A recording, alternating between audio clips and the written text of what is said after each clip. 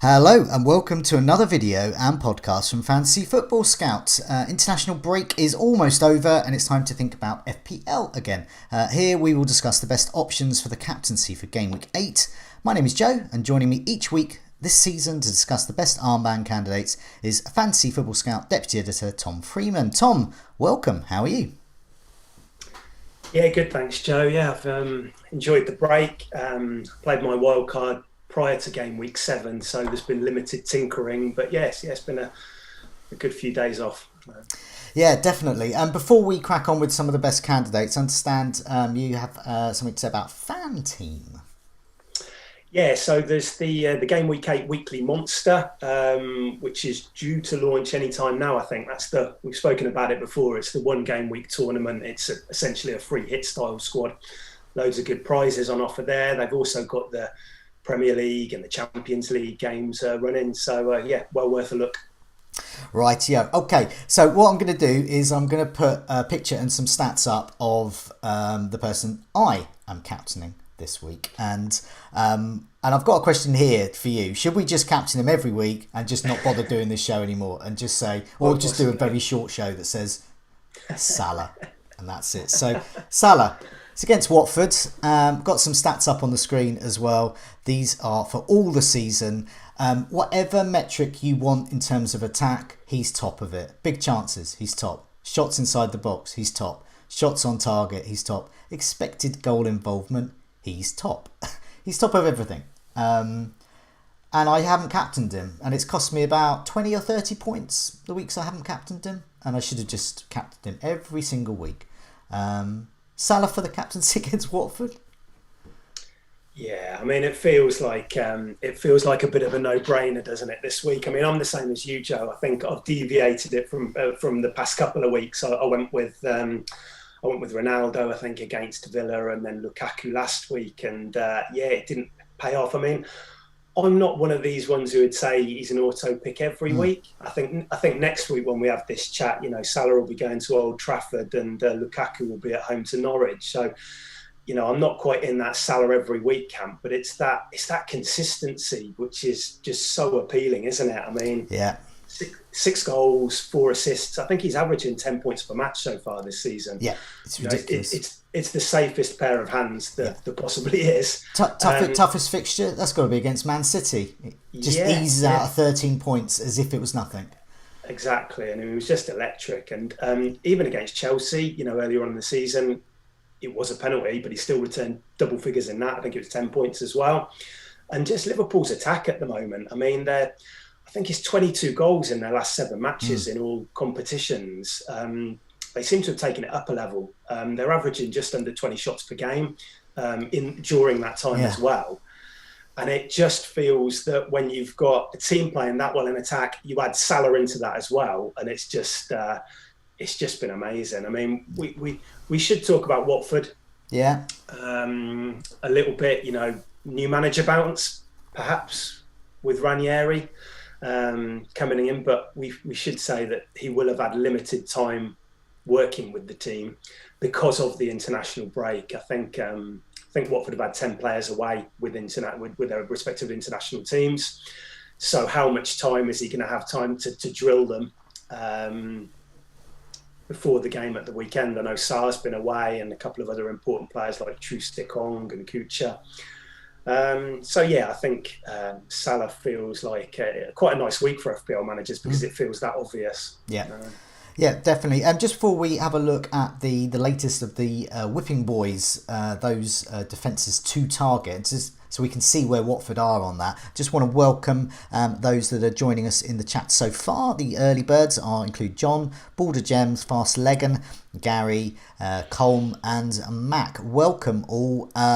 Just 12 likes, but around 100 of you have joined us early on. So that means 90 of you hate us, but it doesn't matter. Just press the like button anyway. So that's fine. There we go. There's a few ways shooting up there, smashing that like button. So let's have a look at those Whipping Boys. Just see where Watford are and see where some of the other defences are that some of the other candidates we'll mention are. So This is the last 4 weeks. I've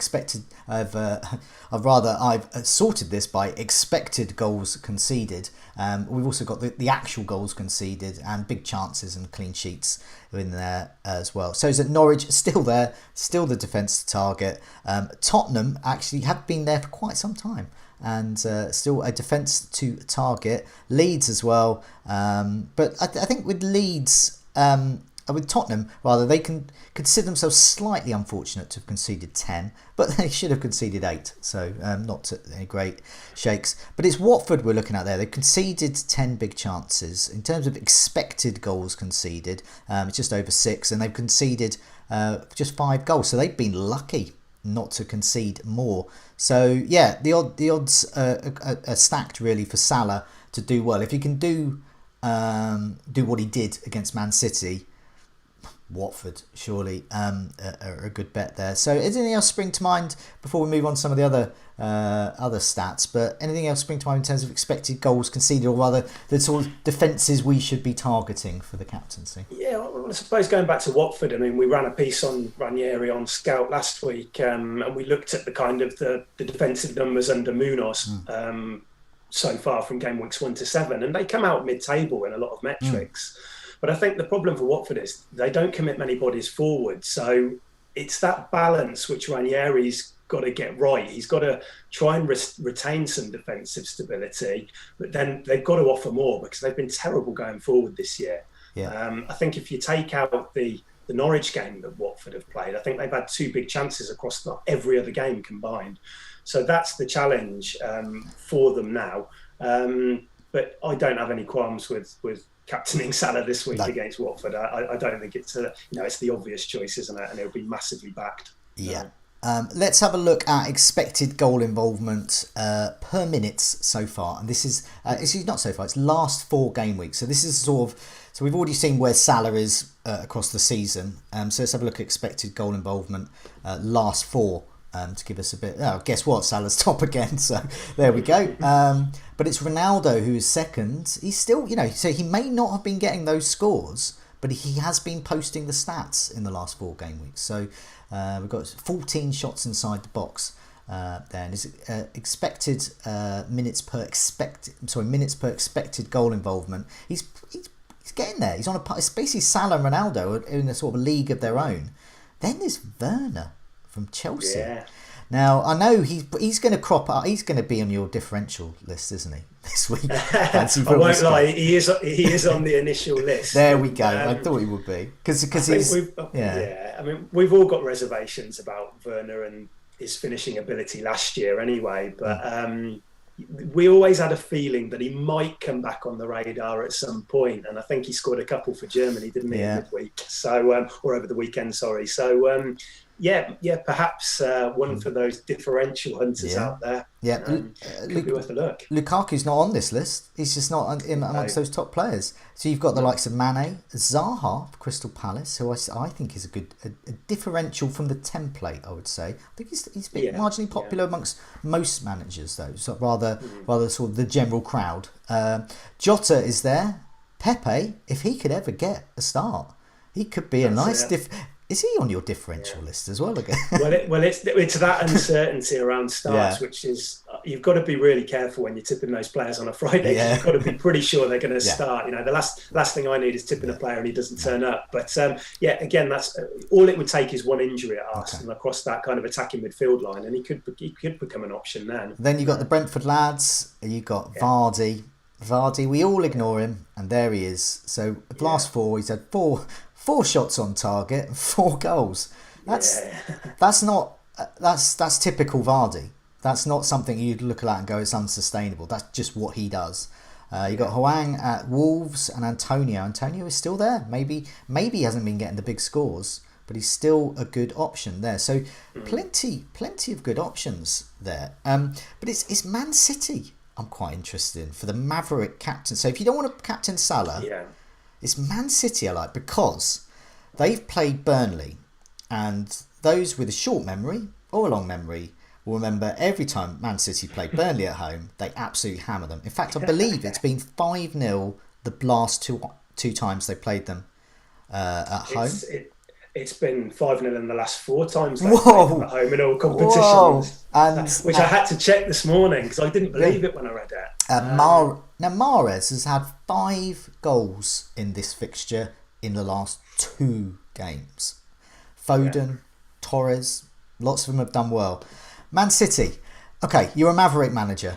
You want to put the armband somewhere. It's very likely the B team will play. Look at this. Look at these Mahrez stats. This is unbelievable. This is minutes per expected goal involvement all season. Mahrez is in a league of his own. Every 63 minutes, he's expected to be involved in a goal. The next nearest is Sterling with 129 minutes. So this is a big leap. And then you've got the likes of Torres, Jesus, Gundogan, Foden, Grealish, De Bruyne, all of these players in the mix. But if you were to captain a Man City player against Burnley, who they hammer 5-0, that's just what they do, who would you captain? I would have to say De Bruyne, just because he feels like the nailed option there at the moment. Now, I think De Bruyne feels a bit like what we've spoken about with Mane in the past, that he's got a problematic price tag, and it's very difficult to work him in. No penalties is a bit of a blow. I think his finishing was below par last season, but that doesn't worry me too much. But what a differential. I mean, I think he's owned by 2% at the moment, which is just crazy for a player of his quality. That would be where I would look. Mahrez, if we knew he would get 70, 75 minutes, of course I would say go for it. But it's that uncertainty around him starting. So where we're at with City on the right is Jesus has started the last 6 in that position, which Mahrez normally occupies. Jesus is going to be back late, we believe, from Brazil international duty. They play on Friday, the game is on Saturday. So that immediately makes you think, oh, hello, Mahrez could start here. But we can't forget Torres can operate there. You've also got Sterling, who's going to be pushing for a start. He hasn't been playing as much on the right, but he's a player that could play there. You've got Foden, you've got Grealish. It feels like it feels so hard to actually decipher who is going to be in line to start that one, and that puts me off a little bit.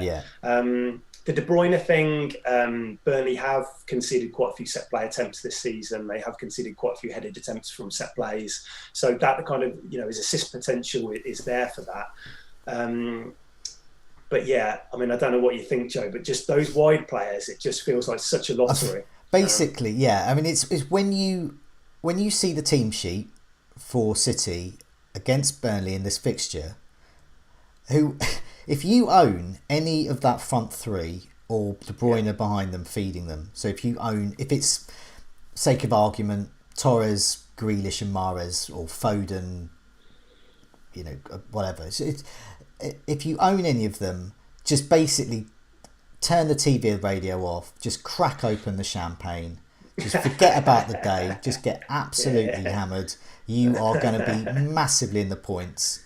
And that's it. That's all you need to do. But as you said, which one starts? And owning feels okay, taking that punt on the player. But when you're going against Salah already, and you don't even know if this player will start, that feels risky as hell. That's a game week 37 or 38 possible move that you might go for. Now you and I aren't those types of managers, but we're a broad church here. And we've got we cater for all sorts of listeners and viewers. We do. We would be going Salah, but if you want to steal a march on everyone, if you wanna really go for it, KDB, Mahrez, Torres, even Foden, whoever is going to start is going to do well.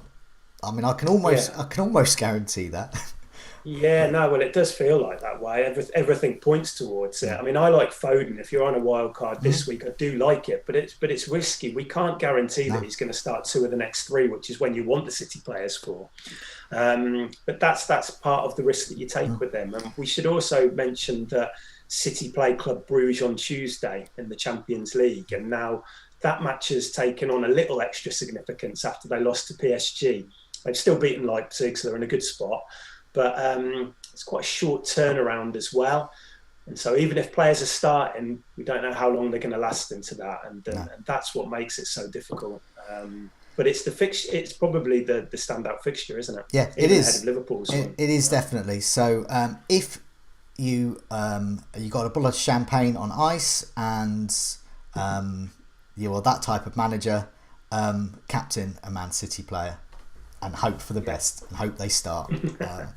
So there are some other options. Hey, do you remember Lukaku? Everyone was going mad about him a while ago, but well, me too. Yeah. Here he is in Belgium colours, because he has withdrawn from the squad for Belgium with muscle fatigue, and so I don't know whether that is code for with the clubs just resting him and he's going to be all fine for game week 8, or whether it's a genuine fatigue and he may be rested or reduced minutes. But I'd be surprised. I mean, it's Brentford though. Is Lukaku? For example, is he your vice captain this week? Well, he is actually. Yeah. I mean, I haven't thought about it in any real detail at the moment in terms of the vice.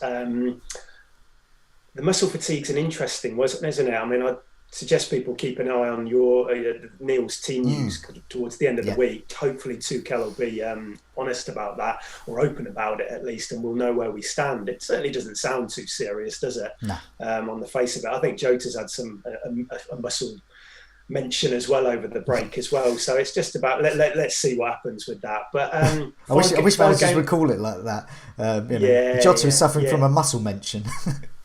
Well, you know what I mean. Yeah, I'm sure the muscle thing popped up with Jota. And again, it's really difficult to know what this means on the international break, and it's probably Thursday, Friday where we'll get to know a bit more. But Lukaku, it's 5 games without a goal now, I think, in all competitions for Chelsea. He doesn't appear on that list that we showed up earlier. There's been some interesting articles running about Tuchel and is he getting the best out of him, and I think Conte had some comments on it as well. I'm not too worried about it. I think Lukaku will continue. He'll get back on track soon. They've got great fixtures, Chelsea. But this specific match it'll be a tough one. Brentford have been really impressive this year. They do commit bodies forward. Liverpool hit 3 past them, didn't they? And could have had quite a few more the other week. But they're still a decent team. Good 3-5-2 formation, organised. Probably happy to own Lukaku this week, with what's to come against Norwich the week after, but I wouldn't put the captaincy on him, I don't think. No, Brentford are sort of mid-table in terms of the whipping boys, in terms of expected goals conceded over the last 4. They were expected to concede about 5, and they've conceded 5 goals there. That doesn't scream to me being hammered. I suspect their defence will be breached. It's possible Lukaku could get a return there, but unlike the Man City game against Burnley and unlike the Liverpool game against Watford, I can't see multiple goals in there. And if there are, maybe there will be, but it's not something that it just feels like a hammering to me. Yeah, I think we always, when the captaincy, we go for that player with a high ceiling, don't we? And sometimes you get those fixtures where, with Lukaku, as an owner, you'd probably say take a goal and maybe a bonus point or something this week. Whereas with Salah and certainly the City options, you want in 2 attacking returns at least, aren't you? To really make it worthwhile. That's my thinking anyway. Yeah, definitely. A slightly worse attack is actually Leicester. So they're expected to concede just under 6 goals. And there's 7. They've conceded 7. So it's marginally unlucky to concede 7. But nevertheless, they're on paper a worse defence. Now, there could be some goals in this game. Manchester United against Leicester. So Vardy could be a good shout. And Ronaldo could be a good shout. And Ronaldo's, of course, had his rest, so I can't see that happening again, considering Manchester United didn't win without him. Yes. So yeah, what do we think? Ronaldo against Leicester. This game screams goals to me. Yeah, Leicester look wobbly at the back. They've conceded more shots in the box than any other side this season. The XGC is a bit better. I think that's kind of about 13th or 14th, but they're struggling to get that partnership right. They've played with Soyuncu and Vestergaard so far, and isn't quite clicking for them. United as well, with their issues at the back, with Maguire out. I think Varane's picked up a knock with France as well. So I think that backs up what you're saying, that this could be an open matchup. I think if Iheanacho's fit as well, I think him and Vardy will cause quite a few problems for United. I don't see this. This isn't an easy game to call, though. I find it very difficult to. It could go either. I mean, any game can go either way, but this particularly feels like a match which I'm finding really hard to predict what the score will be, and that makes the captaincy quite a tough call with it, because you just don't know which way it's going to go. I could see either team winning this one. Yeah, I mean, I don't know which way to go, but Ronaldo is my vice captain. I have him at the moment. I will probably remove him for Lukaku game week 9 against Norwich, but it's not game week 9 we're talking about. It's game week 8. And on paper, I think Ronaldo has the better fixture. So that might be of interest to those who aren't wildcarding, who think, do I keep Ronaldo for a while? This, I think, is probably worth keeping, and I'm my vice captain. So if Salah doesn't show up, I'll happily hop on to Ronaldo for the captaincy. There are, of course, some other candidates. Now, I noticed on the thumbnail picture for the video, we've got Son on there, even though we're mentioning him far down. Arguably, it should have been Salah, or perhaps one of the Man City lads. But by the way, some people mentioned Cancelo. Yes, of course, Cancelo is an option for the captaincy. He has very high ceiling. He could get clean sheet returns, but will he start? You tell me. We don't know. I think I can honestly say, in my 11 or 12 years of playing FPL, I've never ever captained the defender, and Trent came close to. Trent came close. He asked a few questions last season. I know quite a few people had a dabble with Duffy in that double game week a while ago. So there is occasions, but it's just. I've only done it one time before, Leighton Baines. He was kind of on another level. Yeah, exactly. Yeah, so it's not something I ever kind of really look at unless there is like a real standout captain of that. I mean, Cancelo, of course, he could do. It's just always that fear that they're on for a clean sheet, and then you give up a goal a couple of minutes to go, and then that's that 4 points taken away. But fair play if you do go for that. You're more maverick than I am, then. So. I just want to answer someone in the chat. I think it's from Matthew Price. He says, "Joe, I can't believe you got Lukaku, Ronaldo, and Salah in the same team." I don't know where you got that opinion from. We're mentioning. You were saying you were going to switch, didn't you? For next game week 9, game week 9, Ronaldo to Lukaku. So perhaps that, but no, everyone we're mentioning here, we don't own them all. But I wish we did. But if you can spare me another 100 million, then maybe I will own them all. But until that time comes, I won't. So there's some other candidates. We got Son in the thumbnail picture. Son or Kane against Newcastle, and the reason I'm hesitant is not because I don't doubt Son, and I don't doubt the Newcastle defence, but they're under new ownership, and I mean it's mega ownership. It's like we're going to get some megastars in. They're not just playing for like a new manager. They're playing definitely to stay in that team, and you're going to want to, aren't you, if you're St Maximin or if Callum Wilson's back. I just can't see this being a stroll for Spurs. What do you think? I mean, firstly, I love Son as an option. I bought him in. I bought him in on my wild card last week, and I really like owning him. But there is that new ownership factor. Will Bruce be in charge? We don't know. The suggestions are that he won't be, but if he is he going to feel like he needs to maybe adopt a more proactive approach in an attempt to entertain a little bit? Is he going to? Can he do that? I mean, I'm a Villa fan. I'm well aware of his of what Bruce. Just thinking Steve Bruce entertaining and. Exactly. But is he going to are they going to be a little bit more on the front foot than normal? Which is, of course, going to be a good thing for Son if that happens, because a bit like Villa in the game week just gone, cash was pretty high for Villa as on the wing back system, and there's a massive gap between him and Konza, and Son just exploited it time and time again. So that kind of thing, it would be good for Spurs if they do have to play on the counter, because they're so good with Kane dropping a bit deeper, playing those through balls which we saw so often last year. I mean, I like Son as an option this week, but I do get I think they're valid points that you make about the new ownership, sold out crowd, everybody wanting to impress, and Spurs look better against Villa, but before that they didn't look great. No. I think they're improving. I think they look better in a 4-2-3-1. I think Ndombele's replaced Ali, and they look better with that setup. As a Son owner, I'm happy to stick him in this week, but I haven't actually considered captaining him. Son's obviously on his travels, like many players are with the international break, but he plays on Sunday, so that I think if he was playing on Saturday, I might think, it could be a little bit tired because he's quiet. It's a lot of miles where he's playing, but I think the Sunday that should give him an extra day, and of course he'll be on a plane with a massive 4-poster bed in it anyway, so it doesn't matter. It's not how we travel. Unfortunately, no. There are some other options for the captaincy for those that are even more maverick than betting on Man City. Actually, Antonio against Everton, that feels quite a safe option, isn't it? Yeah, I mean, he hasn't been on international duty, Antonio, has he? They kind of came to an agreement with Jamaica, so he wouldn't travel, and obviously that's great for his owners as well, because you're always worrying about his hamstrings. But Everton are looking pretty good this season under Benitez. I think they're pretty organised. Yeah. I think Digne might be out. I think he's had another international knock at it to the list, but. It's not a game I'm looking to captain. I do think Everton. I think Everton could make that difficult, but Antonio.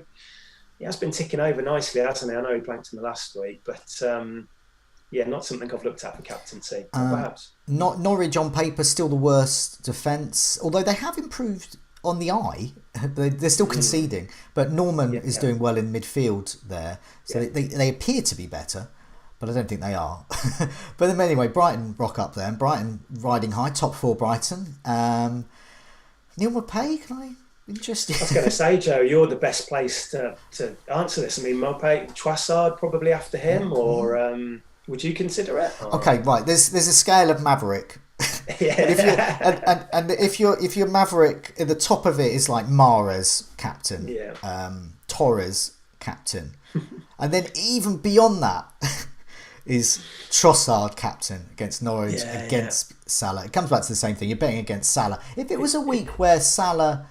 I would say if it was a week where Salah was playing against Man City, we did that before and got a double-digit haul. But say Liverpool had a tougher fixture and the captaincy was more open and there wasn't a real standout fixture, then I think a Brighton asset would be good for the captaincy. But I think in comparison to all of the people we've been mentioning over the last half an hour, I'm aware I'm not going to convince anyone to captain Trossard or Neil Maupay. But if you can't, nobody can. It would be one of those two, I think, with the captaincy. And I'm not even going to go near Shane Duffy, even to own.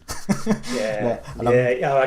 it's like that. Okay, no, good week to own. Good week to own the Brighton. If you've got Brighton players anywhere, attack, defence, wherever, great week.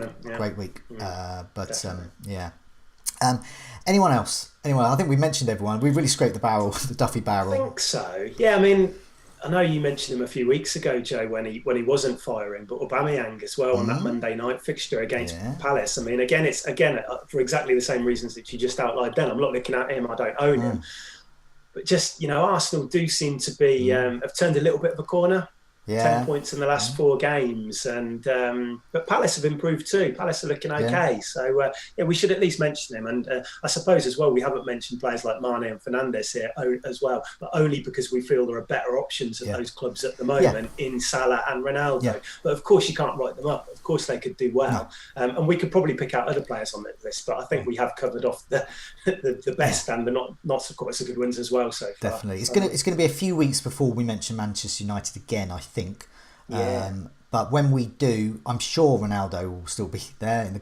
But I think Fernandes is a realistic alternative Manchester United captain, and also Rashford is going to come back. But we've got a few weeks to find that out, and that's a bit of future gazing there. But looking for game week 8, it's Salah, unless you are Maverick, in which case go for Man City or Neil Maupay. Tom, whatever decision you come to, good luck with your decision to captain Salah, I should say, and good luck with your Salah captaincy. Brilliant. Thanks, Joe. Thanks for having me.